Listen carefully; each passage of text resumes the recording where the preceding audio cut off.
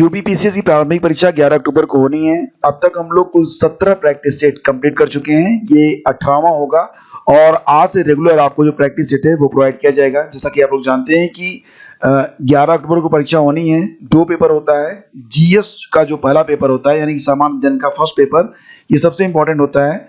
Second paper को GS second paper कहते हैं, लेकिन उसे CSAT के नाम से भी जाना जाता है, सिविल सर्विसेज एप्टीट्यूड टेस्ट। ये मात्र क्वालिफाइंग होता है, यानी कि ज्यादातर फोकस आपको करना चाहिए जीएस के पहले पेपर पर।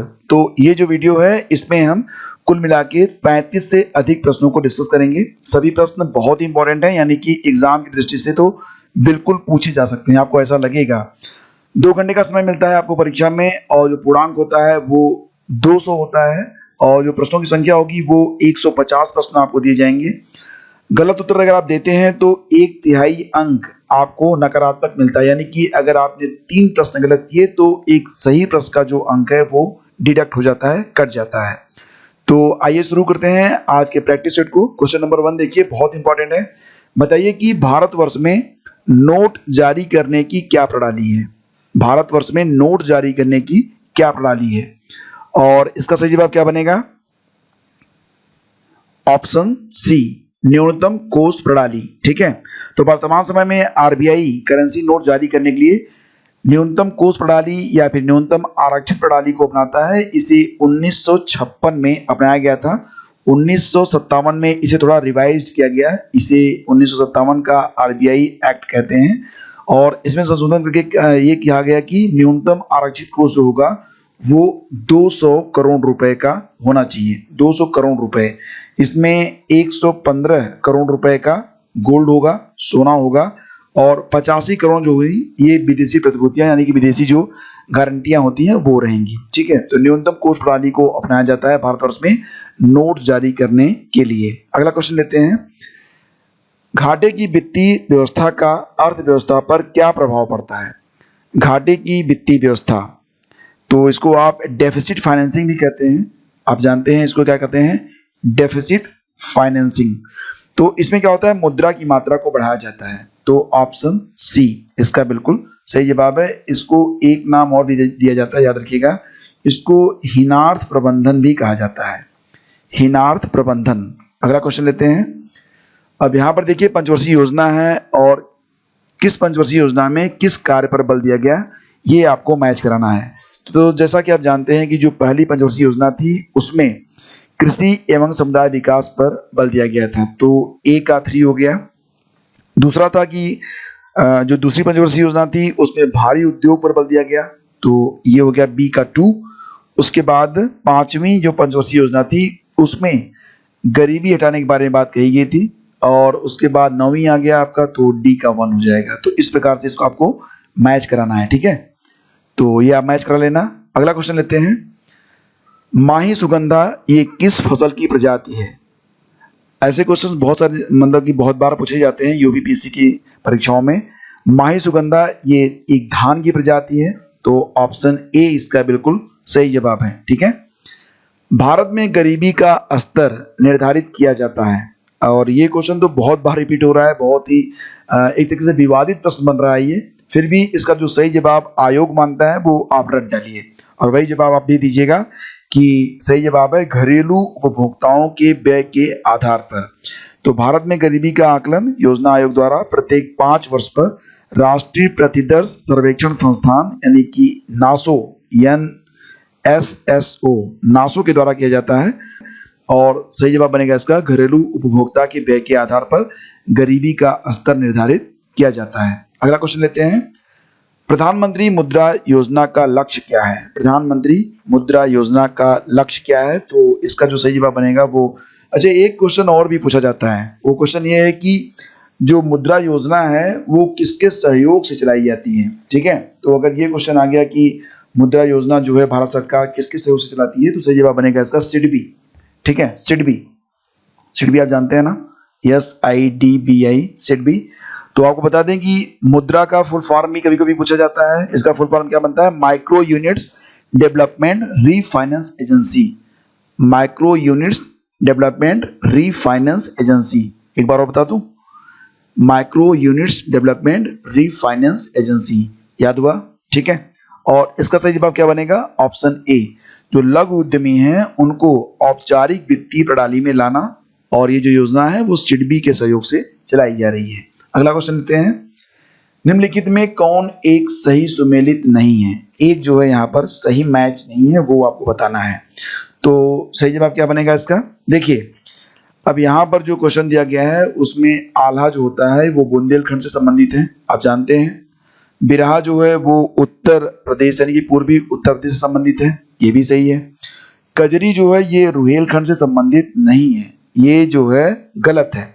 चैता अवध और भोजपुर क्षेत्र से संबंधित है, ये भी सही है, लेकिन कजरी वाला जो है ये गलत है, यानी कि कजरी जो है ये सुमेलित नहीं है। तो अगर ऐसा क्वेश्चन आता है तो इसका जवाब आपको देना चाहिए, और इसका जो सही जवाब है क्या बनेगा बताइए, आप गेस कीजिए कि कजरी का संबंध कहाँ से है। ठीक है, तो आपको बता दें कि कजरी जो है ये मिर्जापुर से संबंधित है। थोड़ा मैं देर लगा देता हूं ताकि आपको फैक्ट जो है आप अपने दिमाग को मत सकें। ठीक है, एक और भी क्वेश्चन बनता है कि लावणी का संबंध किससे है? लावणी जो लोकगीत है वो कहाँ पर गाई जाती है? तो ये रुहेलखंड से संबंधित है। ठीक है, इसको भी याद रखना।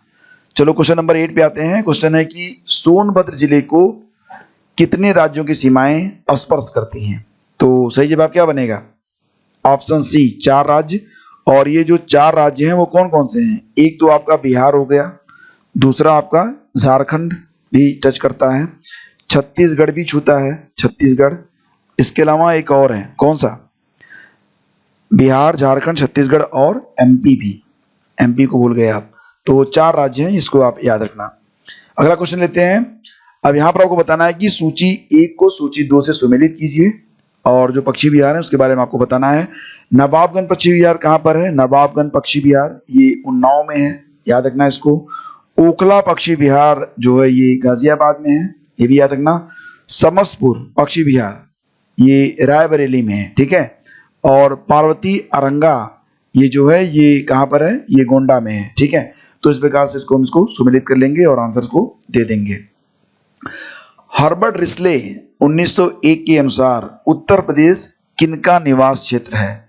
हर्बर्ट रिस्ले ने 1901 में कहा था कि उत्तर प्रदेश जो है ये आर्यों और द्रविड़ियन का निवास क्षेत्र है। तो ऑप्शन बी इसका बिल्कुल सही जवाब है। आगे बढ़ते हैं। उत्तर प्रदेश में परमाणु ऊर्जा केंद्र ये कहाँ पर है? मथुरा में है क्या? नहीं, मथुरा में तेल रिफाइनरी है। सिगरौली में तो बिल्कुल नहीं है, नरौरा में है। नरौरा में 2 है। ठीक है, और दोनों की जो क्षमता है वो 220 मेगावाट की है, याद रखना। और इसको जो है 1992 में स्टार्ट किया गया था। तो काफी इंपॉर्टेंट क्वेश्चन है ये। अगला देखिए, मेला है और आयोजन स्थल है। तो आपको बताना है कि ये मेला, बटेश्वर का मेला कहाँ पर लगता है? बटेश्वर का मेला आपने मुंशी प्रेमचंद की कहानी हीरा मोती में पढ़ा होगा। तो बटेश्वर का मेला लगता है कहाँ पर? आगरा में लगता है। देवा शरीफ का जो मेला है ये बाराबंकी में लगता है। और नौचंदी का जो मेला होता है ये कहाँ पर लगता है? ये मेरठ में लगता है। हरदास जयंती वृंदावन में मनाई जाती है। तो इसको इस प्रकार से आप मैच करेंगे। ठीक है, चलो आगे बढ़ते हैं।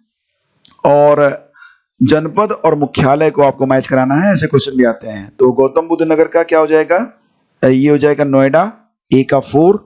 और ज्योतिबा फुले नगर का अमरोहा हो जाएगा।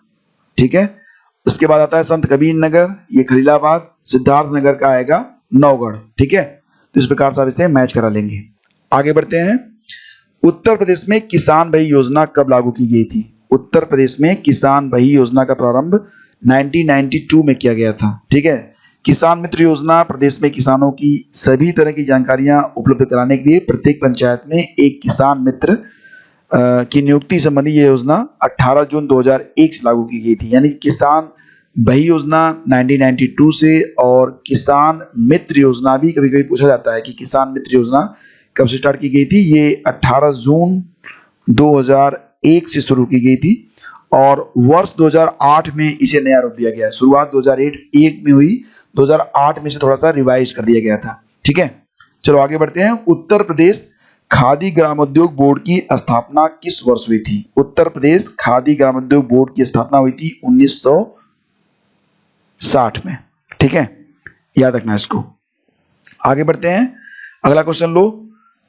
औद्योगिक संस्थान है और नगर है, आपको बताना है कि ये कहां पर आपको मिलेगा। इंडियन टेलीफोन इंडस्ट्रीज, ये कहाँ पर है? इंडियन टेलीफोन इंडस्ट्रीज आपको मिलेगा ये रायबरेली में। ट्रांसफार्मर फैक्ट्री जो है ये झांसी में है, आप जानते हैं। कृत्रिम अंग का जो निर्माण होता है, पैर वैर बनते हैं, वो कानपुर में बनते हैं, सी का हो गया। उर्वरक कारखाना फूलपुर में है, कौन सा है? इफ्को, ठीक है, तो ये होगा डी का। तो इस प्रकार से भी मैच करने के लिए क्वेश्चंस आते हैं और आपको बिल्कुल पता होना चाहिए जो काफी मशहूर जो मतलब औद्योगिक संस्थान है वो कहाँ पर लोकेटेड है, ये बिल्कुल आपको पता होना चाहिए, ठीक है। ये क्वेश्चन बहुत इंपॉर्टेंट है, कई बार पूछा गया है कि दादरी, चुनार, चुर्क और डाला, दादरी, चुनार, चुर्क और डाला सभी में कारखाने हैं जो उत्पादित करते हैं सीमेंट, चीनी, कागज या उर्वरक। सही जवाब है ऑप्शन ए, सीमेंट। अच्छा ये बताओ कि चीनी का उत्पादन कहाँ कहाँ पर होता है? चीनी वाला, तो चीनी का उत्पादन मेरठ में होता है, और कहाँ होता है? बरेली में होता है, और कहाँ होता है? फैजाबाद में, ठीक है। और कागज वाला, कागज कहाँ कहाँ कहाँ बनता है? एक तो आपका मुजफ्फरनगर हो गया, दूसरा कहाँ पर हो गया? मेरठ, और कहाँ पर? गाजियाबाद में। तो कागज के लिए ये 3 शहर हैं। उर्वरक के लिए आप जानते ही हैं गोरखपुर, फूलपुर और बरेली। गोरखपुर, फूलपुर इलाहाबाद वाला, प्रयागराज वाला और बरेली, ठीक है, तो ये सभी याद रखना आप। अगला क्वेश्चन लेते हैं, ढोला लोकगीत लोकप्रिय है कहाँ पर? तो जैसा कि आप जानते हैं ढोला और रागिनी, ये लोकगीत जो हैं ढोला और रागिनी, ये पश्चिमी उत्तर प्रदेश के लोकप्रिय लोकगीत हैं। तो पश्चिमी उत्तर प्रदेश के हम जिलों को चुनेंगे और ये हैं आगरा और मेरठ, तो ऑप्शन ए हमारा सही जवाब बन जाएगा। अगला क्वेश्चन लेते हैं, 20वीं पशुधन गणना के आधार पर देश में कुल कितनी पशुधन आबादी है? बहुत इंपॉर्टेंट क्वेश्चन है ये, मुझे लगता है कि ये क्वेश्चन आ सकता है। 20वीं पशुधन गणना के आधार पर देश में कुल कितनी पशुधन आबादी है? Question number 19। आपको बता दें कि सही जवाब इसका क्या बनेगा, ए, बी, सी और डी में। तो पशुधन गणना 2018 के अनुसार देश में कुल जो पशुधन आबादी है वो 535.78 मिलियन है, यानी कि ऑप्शन ए हमारा सही जवाब है। अगला क्वेश्चन भी इसी से जुड़ा हुआ है, पशुधन संख्या 2012 की तुलना में 2019 में कितने प्रतिशत की वृद्धि हुई है? 2012 के बाद 2019 में कितने प्रतिशत जो है पशुधन संख्या में वृद्धि हुई है? याद रखना, बिल्कुल रट लेना, ये है 4.63%। एक क्वेश्चन और इसी से संबंधित क्वेश्चन है कि 20वीं पशुधन गणना रिपोर्ट 2019 के अनुसार भारत में भैंसों की संख्या कुल कितनी है? यानी कि भारत में कुल भैंसें कितनी हैं? तो सही जवाब है 109.85 मिलियन, ऑप्शन डी, ठीक है। तो ये तीनों क्वेश्चन बहुत इंपॉर्टेंट है, कोई भी एक क्वेश्चन रिपीट हो सकता है। निम्नलिखित में किसने 1920 के नागपुर के भारतीय राष्ट्रीय कांग्रेस के अधिवेशन में असहयोग के प्रस्ताव को प्रस्तावित किया था? ये क्वेश्चन काफी इंपॉर्टेंट बन रहा है और इसका जो सही जवाब है वो क्या बनेगा? देखिए सी.आर. दास इसका सही जवाब है, सी.आर. दास। 1920 के नागपुर के कांग्रेस के राष्ट्रीय अधिवेशन में असहयोग के प्रस्ताव को पारित किया गया था सितंबर 1920 में। महीना याद रखा करिए आप लोग, सितंबर 1920 में कलकत्ता में 1920 में क्या हुआ था? कलकत्ता में जो अधिवेशन हुआ, कलकत्ता में संपन्न कांग्रेस के अधिवेशन में जिस असहयोग प्रस्ताव का विरोध किया गया, उसी असहयोग प्रस्ताव का जब दिसंबर में, यानी कि कलकत्ता में विरोध हुआ लेकिन दिसंबर 1920 में एक अधिवेशन नागपुर में हुआ तो वहां पर इसका समर्थन किया गया था। सी.आर. दास, ठीक है, तो सही जवाब है इसका ऑप्शन ए। बहुत इंपॉर्टेंट क्वेश्चन है ये। आगे बढ़ते हैं, निम्नलिखित में कौन भारतीय राष्ट्रीय कांग्रेस का अध्यक्ष था जब पूर्ण स्वराज का प्रस्ताव पारित हुआ? सही जवाब है इसका जवाहरलाल नेहरू। आपको बता दें कि भारतीय राष्ट्रीय कांग्रेस के लाहौर अधिवेशन, अच्छा एक क्वेश्चन और भी कभी कभी पूछा जाता है कि लाहौर अधिवेशन हुआ कब था? तो लाहौर अधिवेशन हुआ था 31 दिसंबर। अब एक दिन बचा हुआ था, साल का अंतिम दिन था और ये साल था 1929 का। तो 31 दिसंबर 1929 में जवाहरलाल नेहरू को अध्यक्ष चुना गया था। इस अधिवेशन में नेहरू समिति की रिपोर्ट को निरस्त कर दिया गया जिसमें भारत के लिए अधिराज्य की मांग की गई थी, वहां पर पूर्ण स्वराज्य रखा गया था मांग में। उसकी अध्यक्षता किसने की थी? जवाहरलाल नेहरू ने। आगे बढ़ते हैं, 1937 में प्रांतों में मंत्रिमंडल के निर्माण के उपरांत कांग्रेस का शासन कितने महीने चला था? बहुत इंपॉर्टेंट क्वेश्चन ये बन रहा है। 1937 में प्रांतों में मंत्रिमंडल के निर्माण के बाद कांग्रेस का शासन कितने महीने चला था? रट लेना इसको, ऑप्शन ए है सही जवाब इसका, 28 महीने तक चला था। 1937 में प्रांतों में मंत्रिमंडल के निर्माण के उपरांत कांग्रेस का शासन 28 महीने चला। 1935 के भारतीय परिषद अधिनियम के अधीन 1937 में जो चुनाव हुए थे वो कुल 11 प्रांतों में हुए थे, ठीक है, 11 प्रांतों में। इसमें बंबई, मद्रास, मध्य प्रांत, बिहार, संयुक्त प्रांत जो कि अब उत्तर प्रदेश है, उड़ीसा के कुल 5 प्रांत में कांग्रेस को पूर्ण बहुमत मिला था। इसके अतिरिक्त असम और उत्तरी पश्चिमी प्रांत में भी कांग्रेस ने मिलीजुली सरकार बनाई थी। कांग्रेस का शासन कुल 28 माह तक चला था। अगला क्वेश्चन लेते हैं। अगला क्वेश्चन होगा कि 1945 में 1945 में शिमला सम्मेलन में होने वाली बातचीत के असफल होने का निम्नलिखित में कौन सा एक कारण था? और ये क्वेश्चन बहुत इंपॉर्टेंट बन रहा है, ठीक है, इसको बिल्कुल याद रखना आप कि 1945 में जो शिमला सम्मेलन हुआ था उसमें बातचीत असफल हो गई थी। तो मुख्य कारण था कि जिन्ना ने आग्रह किया कि कार्यकारी परिषद के सभी मुस्लिम सदस्य अनिवार्यतः मुस्लिम लीग द्वारा मनोनीत किए जाएं। यही एक वजह थी जिसकी वजह से शिमला सम्मेलन जो हुआ था 1945 में वो असफल हो गया था। पूरी बात आपको बताऊं तो जून 1945 में वायसराय थे लॉर्ड वेबल, उन्होंने भारतीय नेताओं को शिमला में एक सम्मेलन के आयोजित किया था। उसमें यह प्रस्ताव रखा कि वे अपनी कार्यकारी परिषद में भारतीयों को नियुक्त करेंगे और युद्ध को छोड़कर सभी विभाग जो हैं वो वितरित कर देंगे। तो हिंदुओं में अनुसूचित जाति को छोड़कर यानी कि सवर्ण हिंदू और मुसलमानों को परिषद में बराबर स्थान दिए गए। कांग्रेस का आग्रह था कि मुसलमानों के आरक्षित स्थानों पर भी उसे नाम निर्देशन का अधिकार होना चाहिए, लेकिन इसके विरुद्ध मुस्लिम लीग की यह मांग थी कि जो मुस्लिम सदस्य होंगे उनको केवल लीग ही चुनेगा, और इसकी वजह से जो पूरा मामला था वो धराशायी हो गया। कैबिनेट मिशन के योजना के अनुसार निम्नलिखित में कौन सी एक संविधान सभा निर्वाचित किए जाने की पद्धति थी? अब कैबिनेट मिशन योजना के अनुसार कौन सी एक संविधान सभा निर्वाचित किए जाने की पद्धति है? तो इसका सही जवाब बनेगा अंशतः प्रांतीय विधानसभाओं द्वारा निर्वाचित और अंशतः देसी नरेशों द्वारा नामित। तो ऑप्शन डी। आपको बता दें कि कैबिनेट मिशन योजना के अनुसार संविधान सभा निर्वाचित किए जाने की पद्धति अंशतः प्रांतीय विधानसभाओं द्वारा निर्वाचित और अंशतः देसी रियासतों द्वारा नामित थी। कैबिनेट मिशन योजना ये आई थी 1946 में, 1946 में। इसके तहत भारत के लिए एक संविधान सभा का गठन किया गया था। संविधान सभा में आपको एक बात बिल्कुल याद रखना होगा कि जो संविधान सभा बनाई गई थी उसमें कुल सदस्य थे 389, ठीक है, और इसमें जो 93 सदस्य थे वो देसी सदस्य यानी कि 93 सदस्य जो थे वो देसी रियासतों से थे। 292 सदस्य जो थे वो गवर्नर प्रांतों से थे और 4 सदस्य जो थे वो चीफ कमिश्नर प्रांतों से थे। तो कुल संख्या थी 389। ये भी आप याद रखना, बहुत इंपॉर्टेंट है ये। क्वेश्चन नंबर 27 पे आइए। भारत की संघात्मक व्यवस्था में 3 सूचियों में शक्ति विभाजन लिया गया है। 27 तो ये जो है भारत शासन अधिनियम 1935 से लिया गया है, याद रखना इसको, जिसको आप संघ सूची, राज्य सूची और समवर्ती सूची कहते हैं, ठीक है। और आपको बता दें कि भारत शासन अधिनियम 1935 भारतीय संविधान का सबसे महत्वपूर्ण स्रोत भी माना जाता है। तो ये सबसे इंपॉर्टेंट क्वेश्चन है, ऑप्शन डी इसका सही जवाब है, ठीक है। चलो आगे बढ़ते हैं। निम्नलिखित उद्देश्यों में कौन सा एक भारत के संविधान की उद्देशिका में सन्निविष्ट नहीं है? भारत के संविधान की उद्देशिका में क्या एक नहीं है वो आपको बताना है, ठीक है। तो देखो यहाँ पर विचार की स्वतंत्रता, आर्थिक स्वतंत्रता, अभिव्यक्ति स्वतंत्रता और विश्वास की स्वतंत्रता। तो सही जवाब है यहाँ पर ऑप्शन बी यानी कि आर्थिक स्वतंत्रता।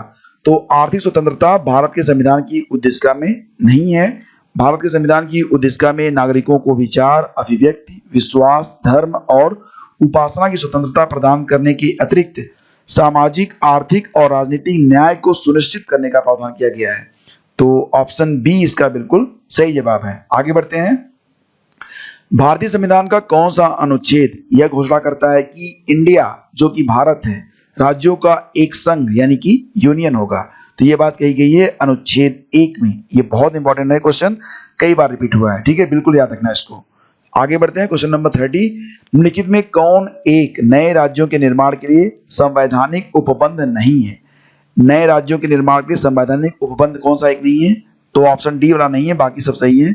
किसी राज्य का क्षेत्र बढ़ाकर, किसी राज्य का क्षेत्र घटाकर, किसी राज्य का नाम परिवर्तन कर, तो ये सभी हैं, लेकिन एक राज्य संघ राज्य क्षेत्र शामिल कर सकेगा ये नहीं है। तो ऑप्शन डी इसका बिल्कुल सही जवाब है। ठीक है, इसके बाद आते हैं क्वेश्चन नंबर 31 पे। मौलिक अधिकार, मौलिक अधिकार के बारे में आपको बताना है। तो कभी भी निलंबित नहीं किए जा सकते, प्रधानमंत्री के निर्देशों से निलंबित हो सकते हैं, राष्ट्रपति की इच्छा पर निलंबित हो सकते हैं, आपातकालीन स्थिति में निलंबित किए जा सकते हैं। इसमें कौन सा एक कथन है जो कि गलत है? ठीक है, ये बताना आपको। तो यहाँ पर ध्यान में रखिएगा कि मौलिक अधिकार जो है 51 का डी 31 का डी होगा। ये जो है आपातकालीन स्थिति में निलंबित किए जा सकते हैं, यानी कि यही एक सही है, बाकी सब इसमें गलत है। तो यहाँ पर देखिए जो वजह है मैं आपको बता देता हूँ। मौलिक अधिकार नागरिकों के लिए मूलभूत अधिकार माने गए हैं। भारतीय संविधान में इस बात की व्यवस्था की गई है कि सामान्य परिस्थितियों में नागरिकों को प्रदत्त मूल अधिकार नहीं छीने जाएंगे। यह संविधान के मूलभूत ढांचे का एक अंग है। मूल अधिकार के छीने जाने पर कोई भी नागरिक अनुच्छेद 226 और अनुच्छेद एक और अनुच्छेद 32 के तहत, अनुच्छेद 226 के तहत हाई कोर्ट में, अनुच्छेद 32 के तहत सर्वोच्च न्यायालय में उपचार पा सकता है, यानी कि वहां पर अपील कर सकता है। लेकिन अनुच्छेद 20 यानी कि अपराधों की दोष सिद्धि के विषय में संरक्षण और अनुच्छेद 21 यानी कि प्राण और दैहिक स्वतंत्रता का अधिकार में निहित मूल अधिकारियों को आपातकाल में भी निलंबित नहीं किया जा सकता। ये 44वां संविधान संशोधन हुआ था 1978 में, उसमें यह व्यवस्था की गई थी। तो ऑप्शन डी इसका बिल्कुल सही जवाब है। निम्नांकित में कौन सा मौलिक अधिकार निवारक निरोध द्वारा अवरोधित होता है? ये क्वेश्चन भी काफी इंपॉर्टेंट है और यहाँ पर सही जवाब बनेगा बी, स्वतंत्रता का अधिकार। तो स्वतंत्रता का मौलिक अधिकार निवारक निरोध अधिनियम द्वारा अवरोधित हो जाता है। इसके अंतर्गत किसी व्यक्ति को अपराध करने के पूर्व भी गिरफ्तार किया जाता है और 3 महीने तक उसे निरोध में रखा जा सकता है। जब तक कोई व्यक्ति निरुद्ध है तब तक उसके मौलिक अधिकार निलंबित रहेंगे। इसके साथ ही मूल अधिकारों की सुरक्षा हेतु संवैधानिक उपचारों का अधिकार भी निलंबित हो जाता है, परंतु संवैधानिक उपचारों के अधिकार का निलंबन ये गौण विषय है, प्राथमिक नहीं है। तो बी इसका सही जवाब है। आगे बढ़ते हैं। भारतीय संविधान निम्न में कौन सा अधिकार प्रदान नहीं करता है? कौन सा अधिकार प्रदान नहीं करता है भारतीय संविधान? समान आवास का अधिकार, समानता का अधिकार, धर्म पालन करने का अधिकार या फिर स्वतंत्रता का अधिकार। तो यहाँ पर समान आवास का अधिकार प्रदान नहीं करता है। आप जानते हैं कुछ लोग महलों में जैसे घर में रहते हैं, कुछ लोगों के पास झुग्गी झोपड़ी होती है, तो बाकी सब यहाँ पर सही है। ठीक है, तो ऑप्शन ए। भारतीय संविधान में निम्न में किस एक को मूल कर्तव्य के रूप में सम्मिलित नहीं किया गया है? किस एक को मूल कर्तव्य के रूप में सम्मिलित नहीं किया गया है, ये क्वेश्चन बन रहा है यहाँ पर।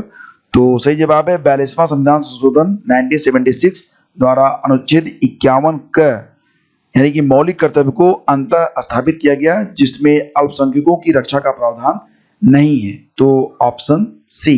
ठीक है, तो ये इसमें सम्मिलित नहीं, बाकी सब इसमें है। ऑप्शन ए, बी और डी सभी हैं। लेक्चर की पीडीएफ आपको मिल जाएगी हमारे टेलीग्राम चैनल से, तो आप लोग इसको वहां से जाके प्राप्त कर सकते हैं। और जो लोग कहते हैं कि नहीं मिलता है तो वो लोग प्लीज जो है थोड़ा सा चेक करें, जरूर मिलेगा आपको। ठीक है, मैं डेफिनेटली भेज देता हूं वहां पर। भारत में प्रजातंत्र इस तथ्य पर आधारित है कि संविधान लिखित है, यहाँ मौलिक अधिकार प्रदान किए गए हैं, जनता को सरकारों को चुनने और बदलने का अधिकार प्राप्त है, यहाँ राज्य के नीति निर्देशक तत्व हैं। तो आपको बताना है कि इसमें कौन सा सही है। तो भारत में प्रजातंत्र इस बात से झलकता है कि यहाँ पर जनता सांसदों विधायकों को निर्वाचन के माध्यम से अपने मनोनुकूल सरकार का चुनाव सीधे करती है, यानी कि ऑप्शन सी हमारा सही जवाब है। तो कुल मिला के 35 प्रश्न हुए आपके। कितने सही हुए कितने गलत हुए आप लोग कैलकुलेट करिए, और अगर आपके जो है प्रश्न गलत हुए तो 1/3 माइनस देना। आप सही हुआ था तो आप इसको क्या करोगे, एक अंक को सही, मतलब एक अंक देना सही होने पर, -1/3 देना गलत होने पर। इस प्रकार से आप कैलकुलेट करिए और बताइए कि कितने अंक आपको प्राप्त होते हैं कुल मिला के 35 प्रश्नों में। तो थैंक यू सो मच। ये जो सीरीज है लगातार जारी रहेगी और आपको तेजी से प्रश्न मिलेंगे, यानी कि एक दिन में 2 कम से कम आपको टेस्ट सीरीज प्रोवाइड की जाएगी। Thank you so much, have a great day. जय हिंद। आप सभी का